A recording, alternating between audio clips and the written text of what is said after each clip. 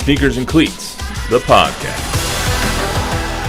Welcome back to the Sneakers and Cleats podcast. It is Monday, April 7th, Championship Monday, here on the Sneakers and Cleats podcast, episode 185. Matt, Roy, Chuck Miketinac on tap for you after a wild week in San Antonio. Chuck, what's up, dude? Did you get any sleep? Yes, I actually did get a full night's sleep last night. I'm proud of you.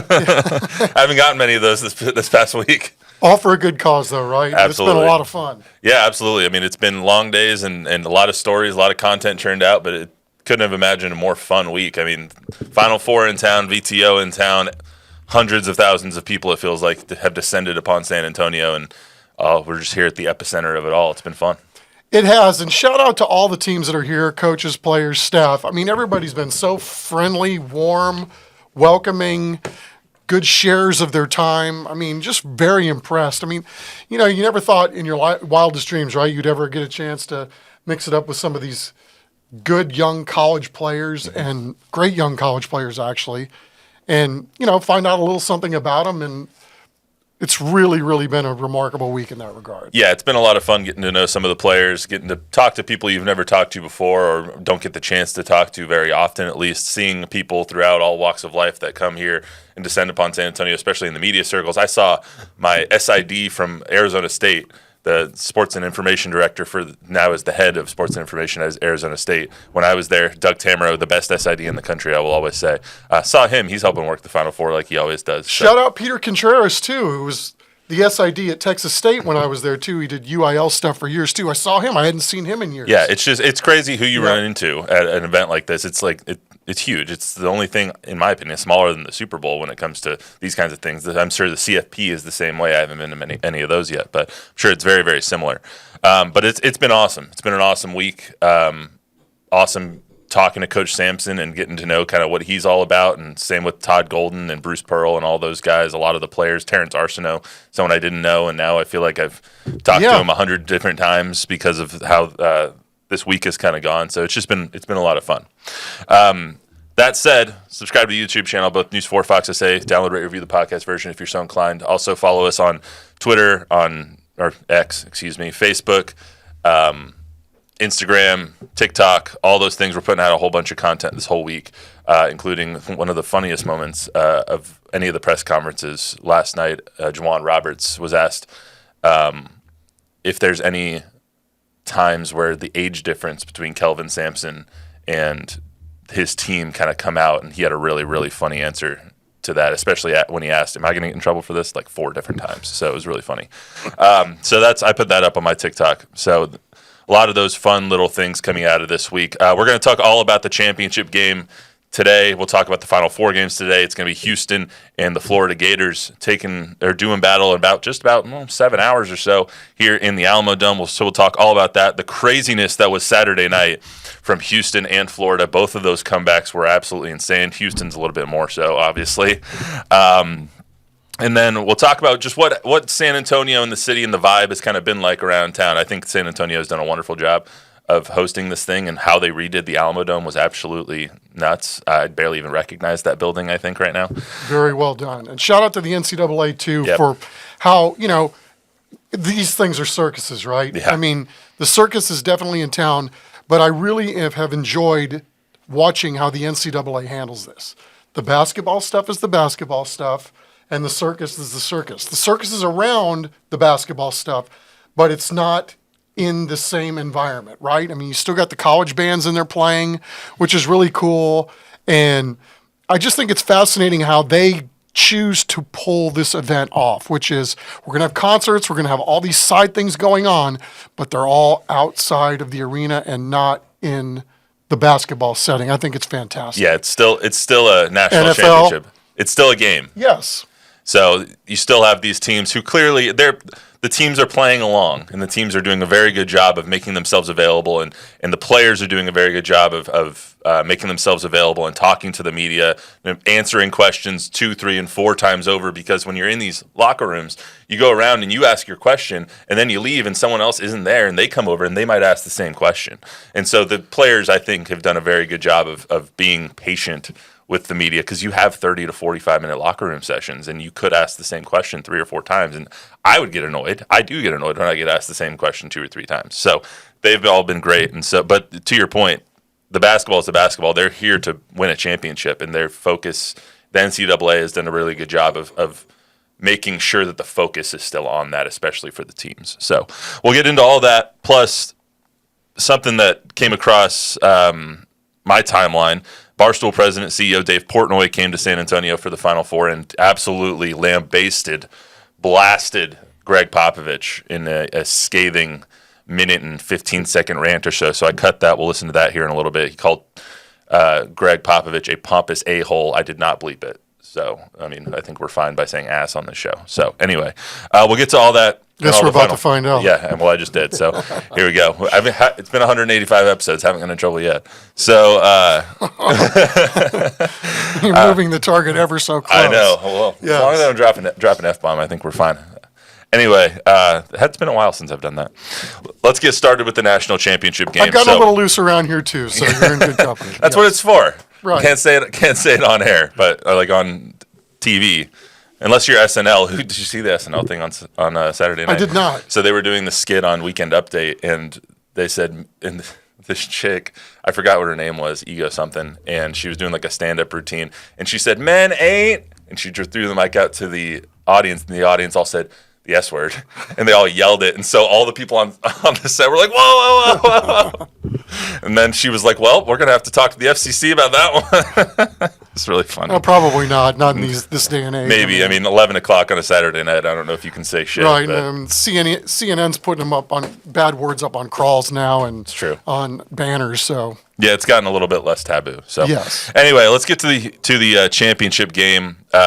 Florida and Houston tonight, 7:50 on CBS from the Alamo Dome. It's going to be a really good game about a contrast of styles. But in order to talk about the two teams that are left, let's talk about the two teams that they beat and the games that we went through. I want to start with Houston because that was the more entertaining and the more interesting of the two, just because of the comeback that happened. I was in the building, and it was something unlike I've ever seen before. You're down 14 with 8:17 left. You're down 9 with 2:10 left. I thought the game was over. When Cooper Flagg hits that corner three, then he goes down, he swats a ball out of the building on a block of Emmanuel Sharp, and it was a 9-point game with about 2:05 remaining. I thought the game was done. Then you're down 6 with about 35 seconds left. Somehow they end the game on a 25-8 run, an 11-1 run in the final 90 seconds, a 7-0 run in the final 15 seconds. And they come back and they beat the Blue Devils 70-67, coming back from a 14-point deficit, which is the largest deficit in Final Four history to come back and win a game, and the 5th largest deficit in a tournament game. Absolutely nuts.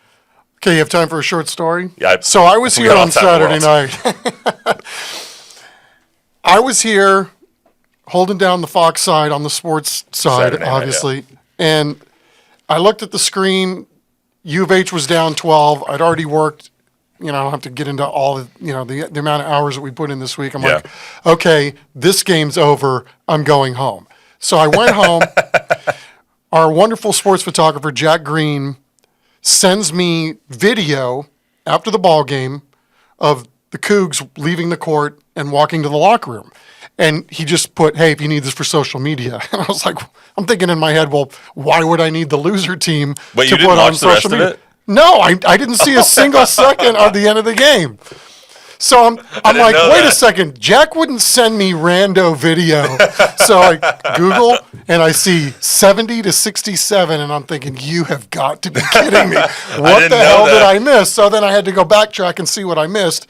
And then I posted it, as if I was there. That's so funny. and just witness history. Oh my God, I didn't know that. I didn't know you left and you didn't watch the rest of the game. Did. So you turned it off at about 7:30. No, I left to go home. I got a 25-minute drive. Yeah, of course. With how wonderfully synced traffic lights are here in town. It takes me a little longer to get home than normal. And I was itching to get to that first malt beverage at the house after a long day of work. That's so funny. I had no idea that you left. Yep, that's my story. Being in the building for that was... I can imagine. I can't even comprehend it. I was texting some buddies of mine, and the service in the Alamo Dome with 70,000 people there is horrible. So I could barely get a text to my wife, let alone a group chat with my buddies. But I was sitting there, and I have Jason Fitz in the Yahoo team on my left. I have an Orlando Sentinel reporter on my right, and we're all just kind of watching. We're like, yeah, this Duke team, it's inevitable. They're down. They're up 14 with 8 minutes left. Tyrese Proctor just hits a free throw. We're like, this game's freaking done. And then they make a shot, technical free throw. You get two more, and then you make another one. It's an 8-point game all of a sudden, and we're like, okay, this is Houston. They're of course not going to go down without a fight. And then it's a 4-point game. It's 59-55, 10-0 run, and you're like, okay, this got interesting. And then Cooper Flagg happens yet again. He hits that three. I think it was 2:17 left, something like that. Hits the corner three, comes back, smacks the ball into oblivion. And you're like, this game is over. Like, why are we still doing this? It's a 9-point game with about 2:15 left. And you're like, okay, this has been a really fun game, but Duke is Duke. They're going to pull away at the end. And then just Houston just keeps chipping away and chipping away and chipping away. And out of nowhere, Emmanuel Sharp hits the three. They're down by 3 points. They get the turnover out of bounds. It's down by 1. And you're like, what the hell just happened? And we're all just sitting there like I'm looking to people I've never talked to before in my life in the media circles. I'm looking at my left and my right like, is this actually happening? Are we going to let this happen? This is actually going on. And then it just let it happen. Well, it's a I knew you controlled that stuff. No, it's a Forgetting Sarah Marshall reference. Oh. You ever seen the movie Forgetting Sarah Marshall? Yes. When they're going to dinner and he's like, this is actually happening. We're going to let this happen. Okay. Anyway, it's one of my favorite movies. And so then it happens, and we're all just like, holy crap. We just witnessed what is the greatest comeback in Final Four history. And Kelvin Sampson afterwards, I loved the social media after Kelvin, because everyone's with their phones seeing him pump up the crowd and hug Hakeem Olajuwon and hug Jim Nance afterwards. And then you see him dancing when he gets in the locker room. It was fantastic. This is what Kelvin said when he got back to the podium after all of his dance moves in the locker room. It took us a while to become who we are. But at some point, if you have a culture, your kids aren't, quitting is not part of the deal. We're not going to quit. We're just going to play better. And like I said in my package yesterday, and play better they did. Like I don't know if it's the type of basketball that Houston plays where they just grind you down and they're physical with you, and eventually you just can't keep up anymore, because it seemed like Duke was a little bit out of their element in the last 8 minutes and got out physicaled and got a little tired and got a little tight late in the game. But man, I've never seen anything like that. This is what the Cougs do, right? I mean, they're just relentless. And I know we talked about this last week. They just keep coming. There's just no stop. There is no quit, obviously. But for them to be able to sustain that kind of effort, that constant, I mean, it's really something to behold. And obviously it played out in their favor in a game that, by all accounts, looked like it was going to be over. Juwan Roberts said it multiple times over the last few days. Excuse me. He's like, we practice here, and we play. And when you play a game, you're consistently at a here. And so if you practice up here for an hour and a half, we know that we can play a game here if we need to the entire time. So when you practice up here and then the game ends up being here, we're ready for that. We are completely prepared to play a game every possession as hard as we can for every second of a 40 or 45 or 50 or 55 or however long the game goes. They are prepared to play the game with reckless abandon for the entirety of the game, and it just wears people down. Did you see the videos yesterday that were circulating of their loose ball drills?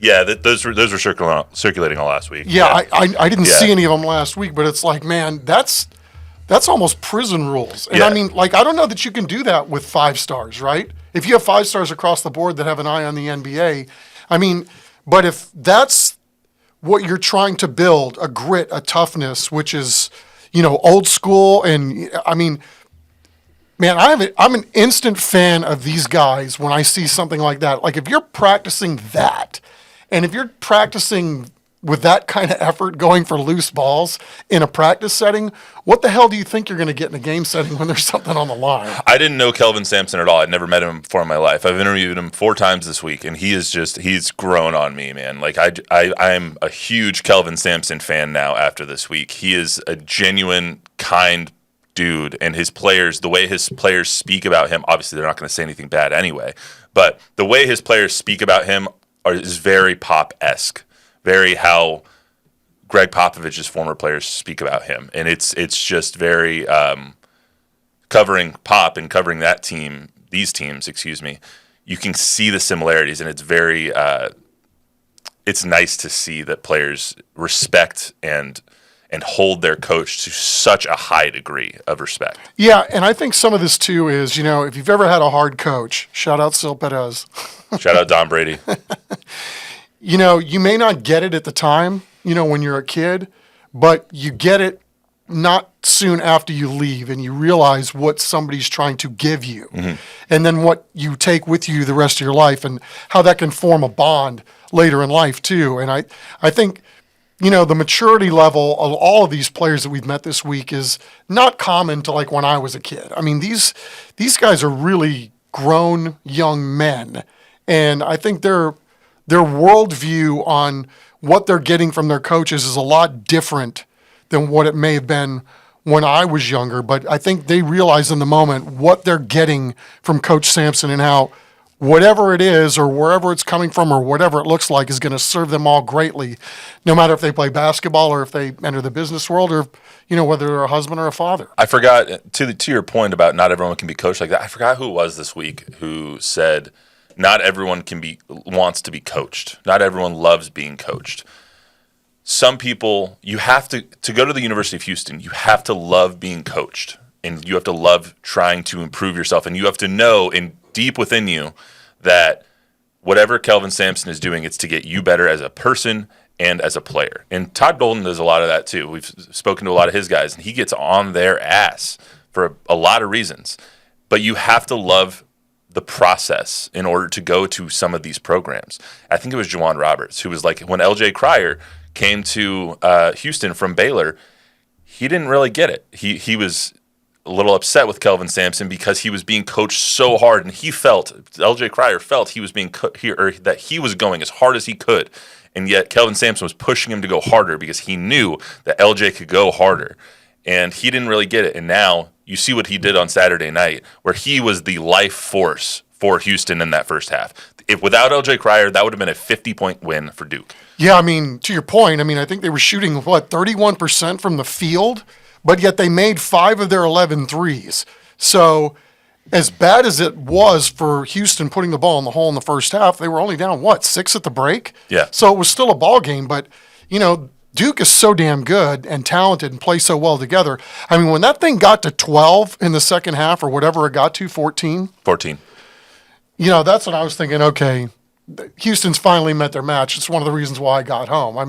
When they were able to take literally everything that went their way in the first half, only be up 6, and then to expand that lead, I thought that was going to be, I thought I'd seen enough, quite frankly. And obviously, they're going to let you know that when you've seen enough. Yeah, we'll expand on this in a little bit when we talk about the championship game. But I went into locker rooms after the game, and this was part of the package that I put together yesterday. Was I talked to all the players, and I was like, "What was the point where you knew you were going to win?" And it was that Emmanuel Sharp 3 when they went up, or they went down from 61 to 64. They were down by 3 at that point, and that play almost didn't even happen. Emmanuel Sharp slips and barely gets the ball to LJ Cryer or Milos Uzan, I forgot which one it was, and then has to set that screen and get open.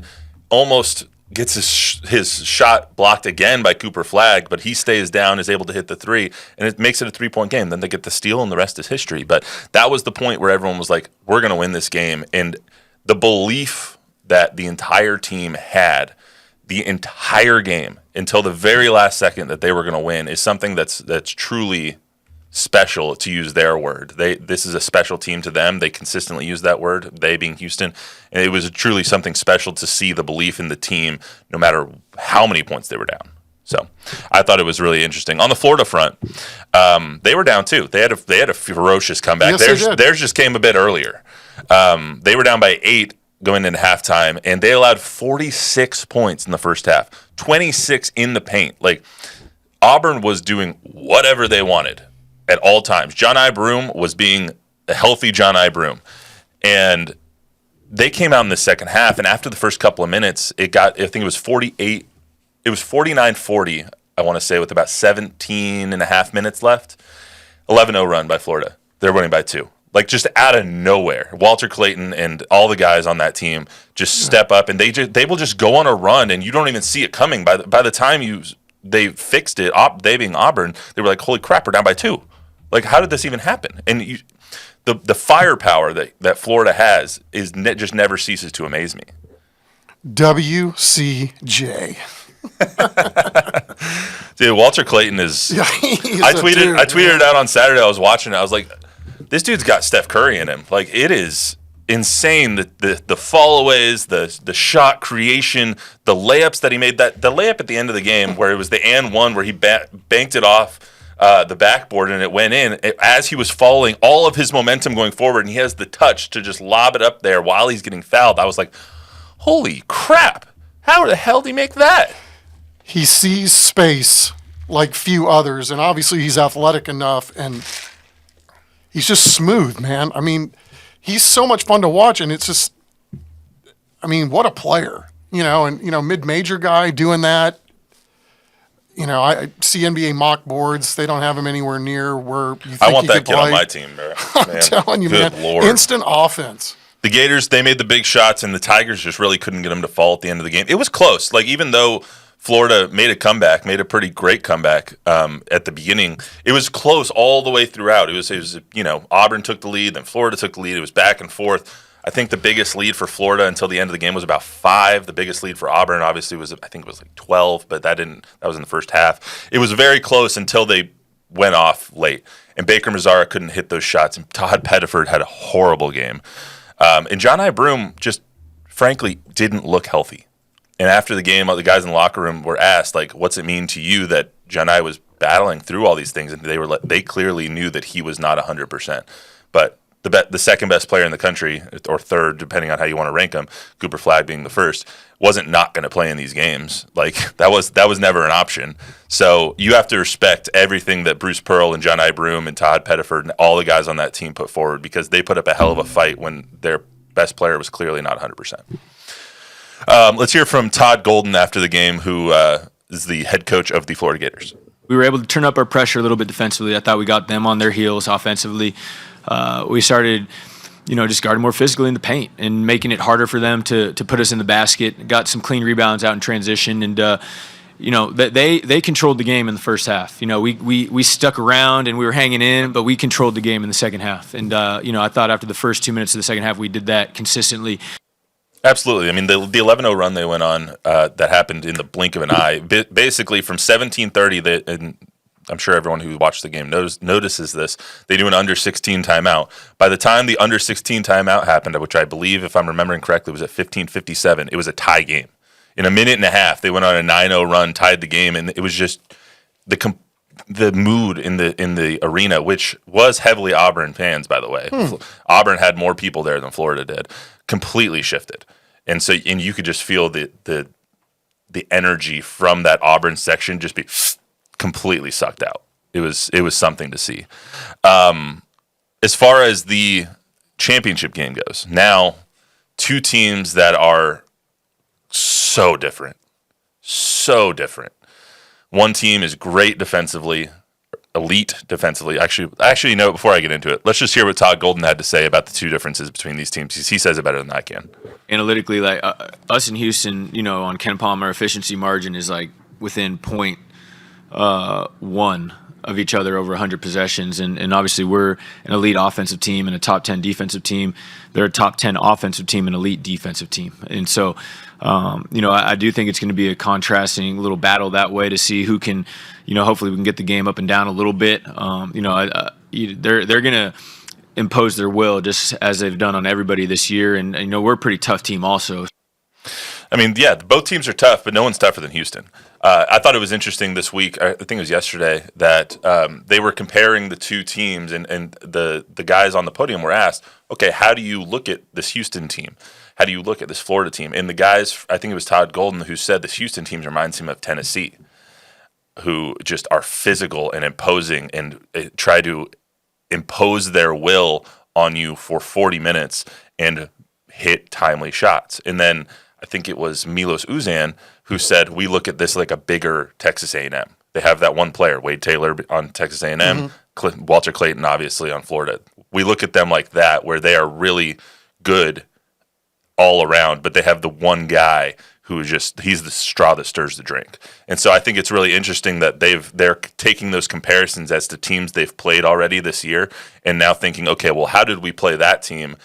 Let's try and, kind of mold our game plan around how we played those other familiar opponents. Yeah, I think Coach Golden struck a nice chord there when he said, we're a tough team too. I mean, they showed that in the Auburn game. 100%. Right? It's who's going to play the hardest for the longest is ultimately who's going to win this game, in my mind, because both of these teams had to overcome deficits, which you pointed out, and I just think it's going to come down to that because there's going to be ebbs and flows, runs by both teams.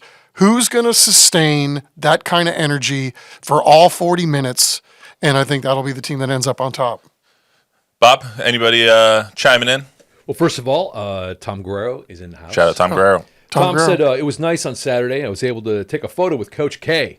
Nice. Well, the legend was exiting his Uber. I passed him, and I didn't realize that Coach K was that tall. He was taller than I expected.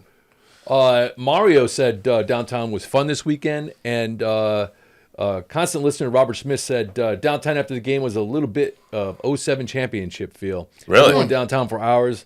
Loved the game, and the energy was great. Yeah, everyone that's been downtown this week has rave reviews. It's been fun, to say the least. Jordan, my wife, went down there, and we have a friend that lives in the Grand Hyatt in those apartments up top.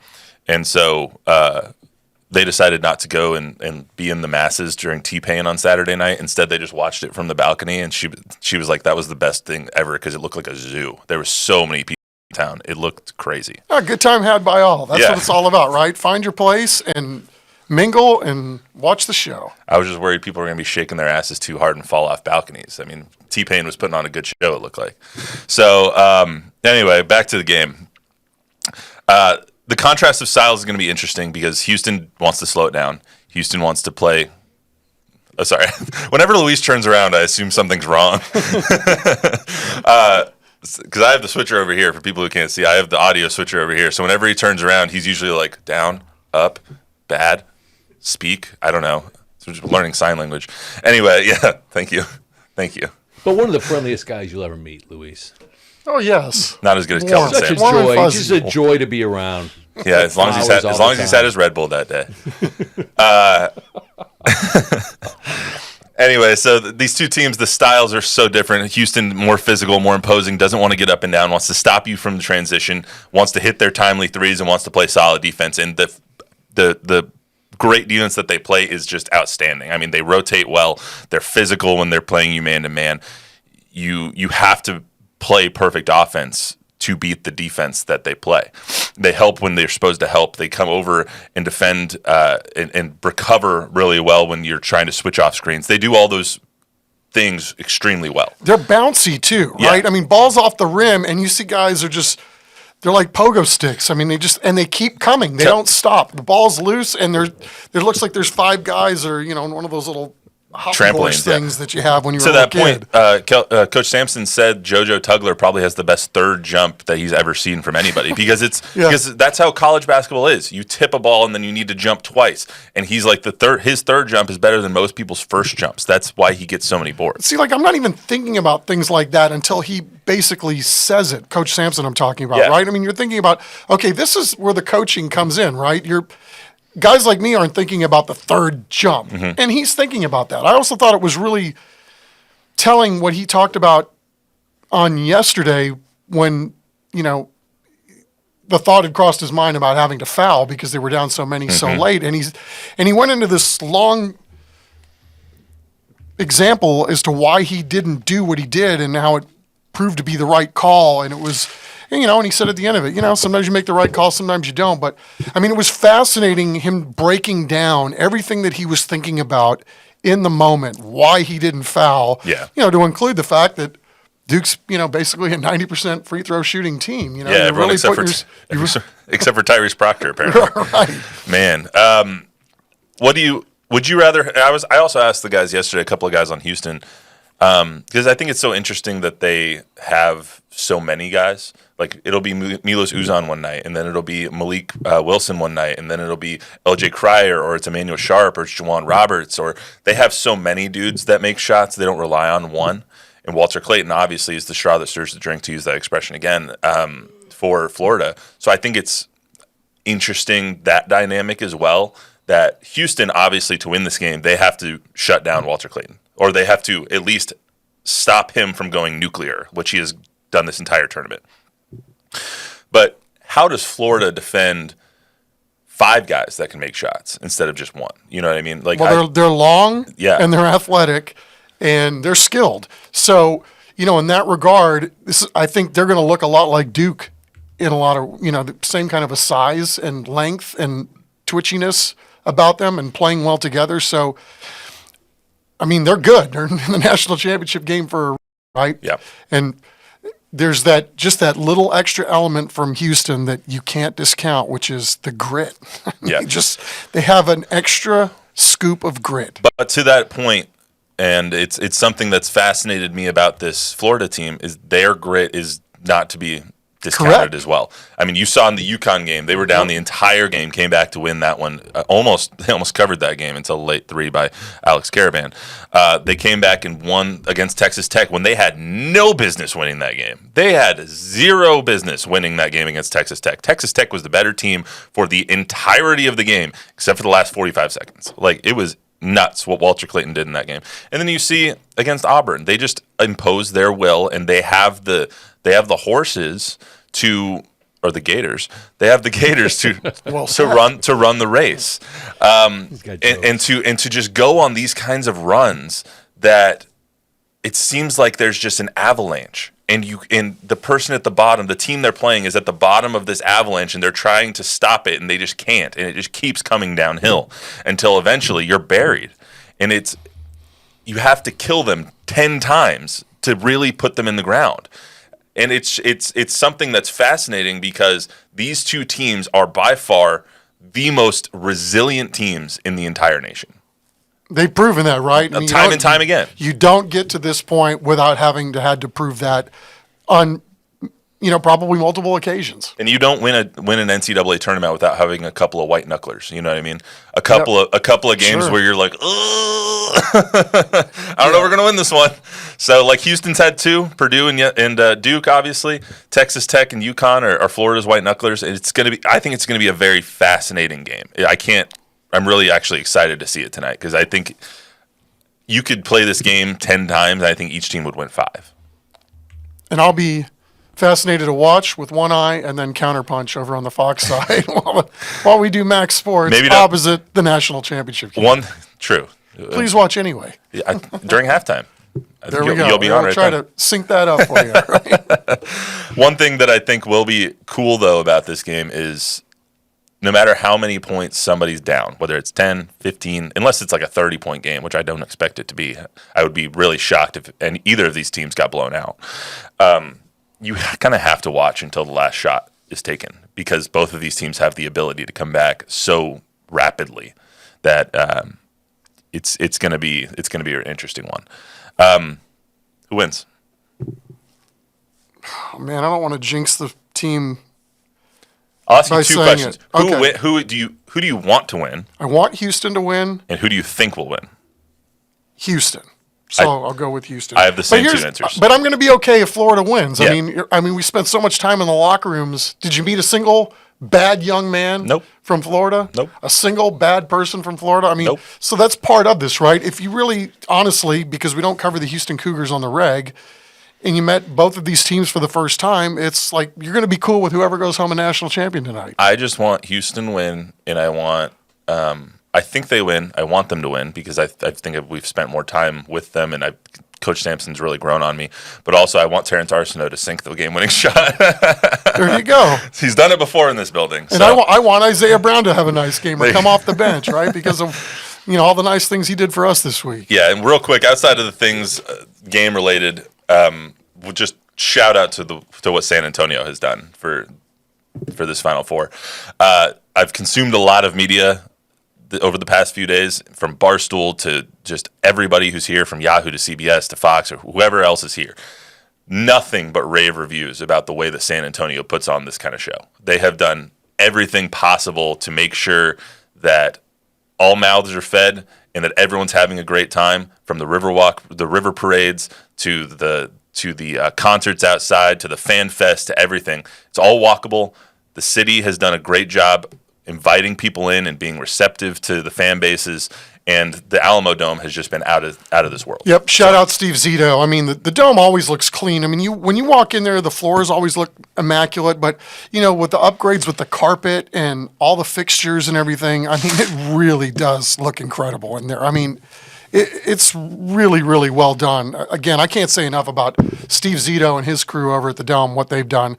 Tried to get him on the horn this week, and we've been playing phone tag, but he was a little busy there on Wednesday or Thursday when I tried to get a hold of him. At a certain point with the Alamo Dome, you can only do so much. It's kind of like putting lipstick on a pig, because the Alamo Dome does have its drawbacks. Like, it is an older building.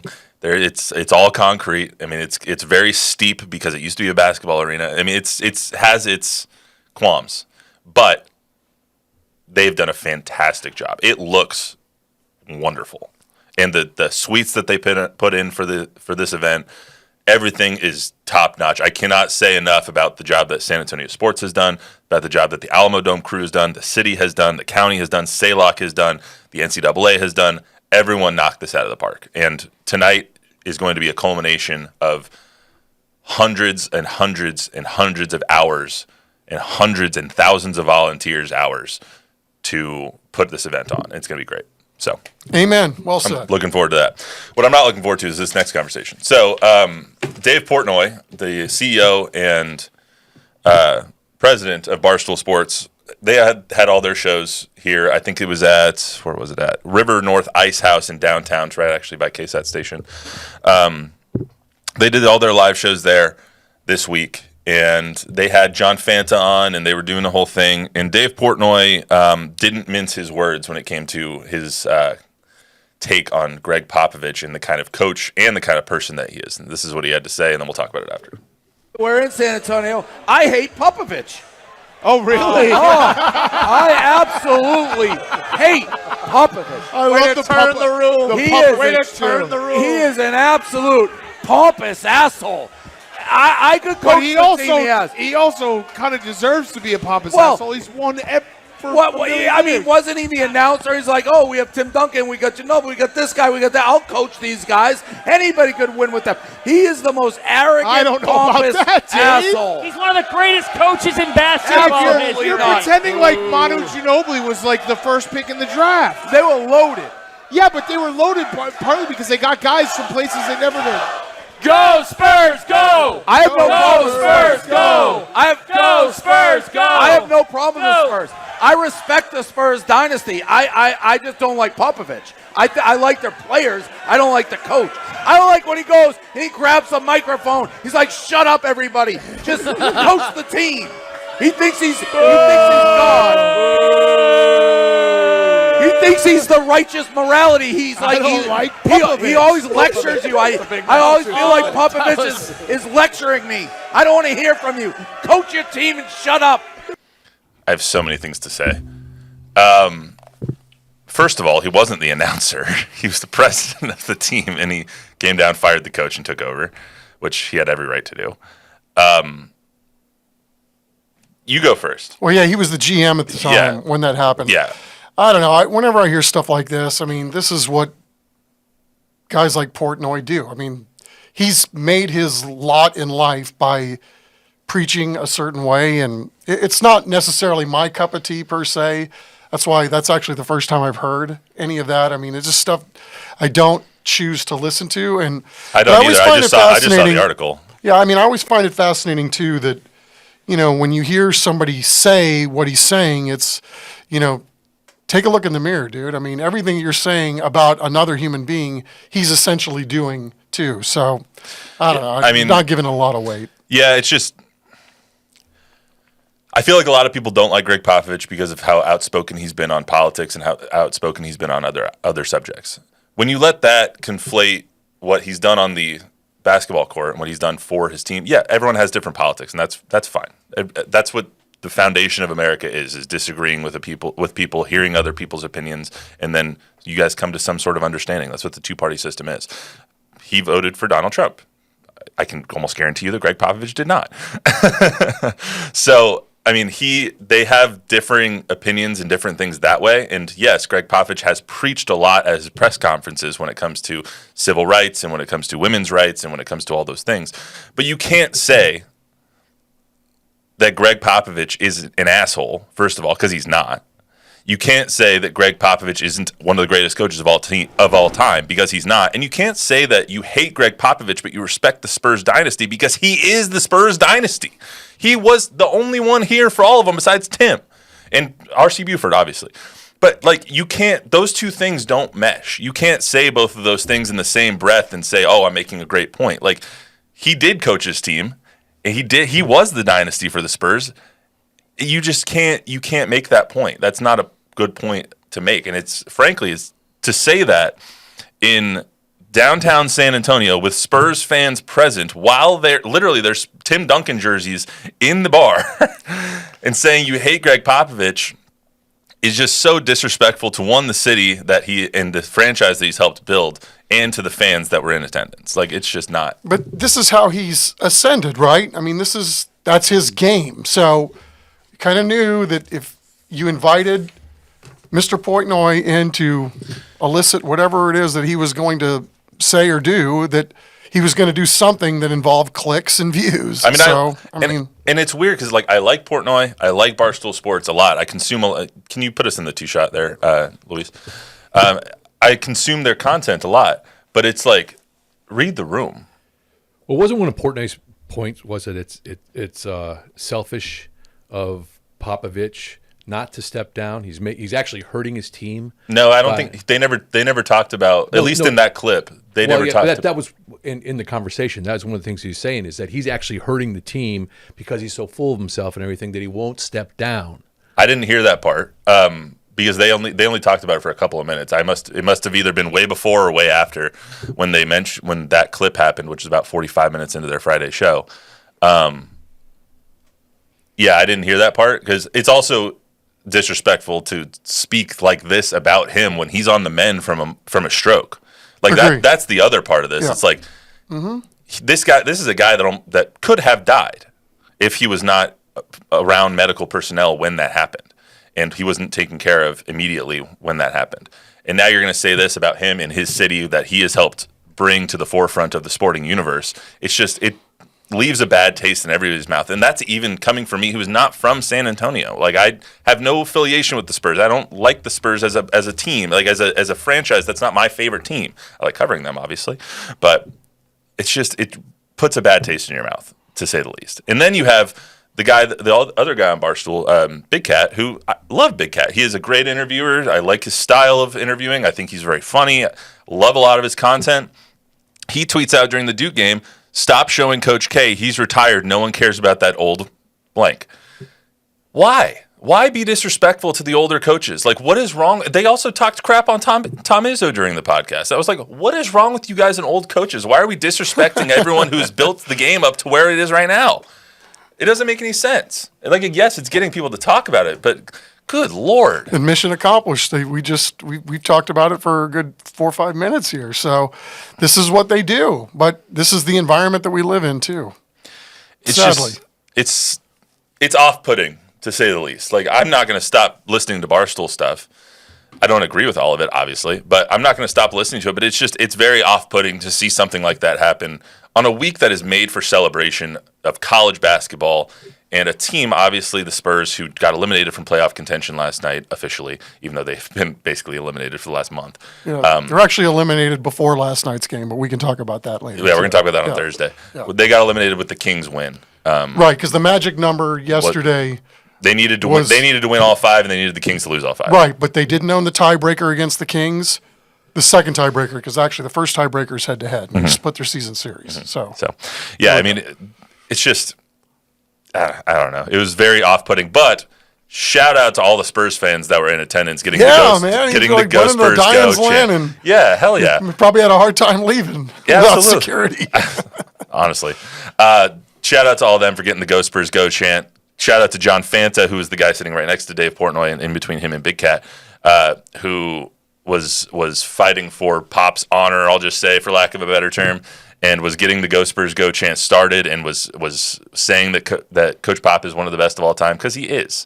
And yeah, you don't joke your way to 5 championships. No, you don't joke your way. End of story. Turn the page. And you can talk about him as a coach all you want, but saying he's a bad person isn't. Like, if you speak to anybody within the Spurs organization or anybody that Coach Pop has coached, that's not the story. And for a guy that has never met Coach Pop, like Dave Portnoy, who's admitted he has never met Coach Pop, to say all that stuff didn't need to be said. Bob, anything on the way out?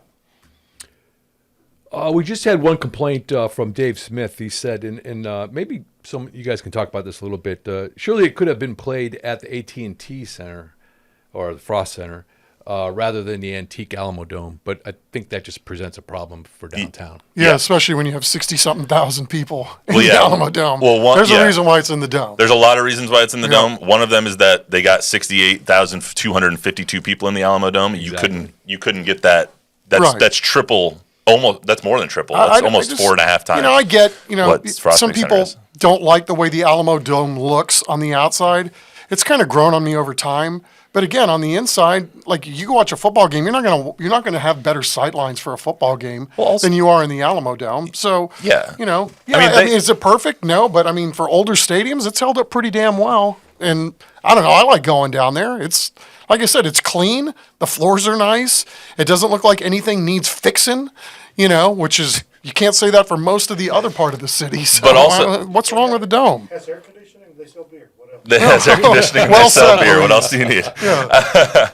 But also, like, where are you going if you're going to the east side of town? Like, there's nothing there. There's nothing. Part of the reason that San Antonio gets these events is because of the walkability of downtown. Everything's within a 1.5 mile, 2 mile stretch. The hotels, the restaurants, the bars, the venue, everything you need. There's public transportation that'll take you to and from. Everything is down there. If you go to the east side, we're going to have like the taxis and buses and Ubers just to take you out there, and then you have to get an Uber back. There's no walking to the stadium on the east side. And now you know why that whole project out there was a failure. Yeah, because absolutely. It just can't work. Yeah, it can't work. There's you got to get other things to go with it, and that's the one thing that they failed to do. Yeah, it's been 25 years now, and there's been no development on the east side of town. That's why the Spurs want to move downtown. There's a reason that all of this Project Marvel stuff is coming about. So, anyway, that's all we got. Anything else, Bob? Nope. We've gone a little long. Sorry, everybody, but You didn't ask me what Florida. I don't know I forgot when we started. It was like 1:15, so we're a little long, but it's fine. Luis doesn't have anything else to do. It'd be the best 45 minutes you see today. All right, guys, that was a lot of fun. It's been a hell of a week. We're going to do a little bit more of a recap on Thursday about the Final Four, about the championship game. The Masters starts this week. Didn't even mention the Masters this whole podcast, and it's my favorite weekend of the year. I love the Masters. That's ball golf, right? Ball golf? It's not disc golf, which you threw your arm out Did you? the other day. Wow, sporting injury, eh? Anytime I move around nowadays, it's a sporting injury. You remember in bench from pickleball the other day? Yes. You remember in bench warmers when they're talking, they're like, athlete has 3 syllables. Athlete, that's amazing. You're a 3-syllable athlete. That's what you are. Anyway, so that's all we got for you today on the Sneakers and Cleats podcast. Gonna have a full show on Thursday. Remember to download, rate, review, subscribe, give us a 5-star rating, tell a friend, tell an enemy. We'll be back then. See you then. Enjoy the game tonight. Go Cougs.